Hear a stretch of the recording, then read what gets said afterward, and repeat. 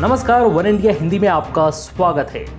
लद्दाख सीमा पर तनाव के बीच चीन की सेना के साथ हुई झड़प में भारतीय सेना के एक अधिकारी और 2 जवान शहीद हो गए हैं। लेकिन भारतीय सैनिकों ने चीन के 5 सैनिकों को भी ढेर कर दिया। लाइन ऑफ एक्चुअल कंट्रोल पर भारत और चीन की सेना के बीच हिंसक झड़प हुई है। इस झड़प में एक भारतीय अधिकारी और 2 जवान शहीद हो गए हैं। लेकिन भारतीय सैनिकों ने चीन को सबक सिखाते हुए मुंहतोड़ जवाब दिया और उनके 5 सैनिकों को ढेर कर दिया। बता दें कि लद्दाख इलाके में ये 1962 के बाद ऐसा पहला मौका है जब सैनिक शहीद हुए हैं। लेकिन चीन की गुस्ताखी देखिए, पहले हमला करता है और बाद में अपनी गलती को भारत के माथे मढ़ने की कोशिश कर रहा है। इस हिंसक झड़प के बाद बीजिंग ने उल्टे भारत पर घुसपैठ करने का आरोप लगाया है।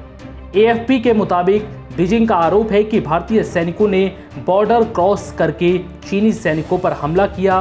चीन के विदेश मंत्री ने कहा है कि भारतीय जवानों ने 2 बार बॉर्डर को अवैध रूप से पार किया और चीनी सैनिकों पर हमला किया। इस दौरान दोनों देशों के जवान भिड़ गए और नतीजन हिंसक झड़प हुई। चीनी विदेश मंत्री ने कहा है कि इससे बातचीत पर असर पड़ेगा। इस पूरे मामलों का हल बातचीत के जरिए होगा।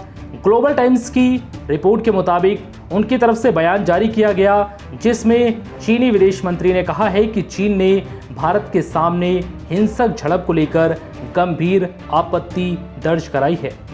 भारतीय सेना के द्वारा सीमा पार करने या अपनी एक पक्षीय कार्रवाई करने से सख्ती से रोकने का आग्रह किया गया। ऐसी स्थिति बातचीत के जरिए मामले का हल निकालने की प्रक्रिया को जटिल बना सकती है।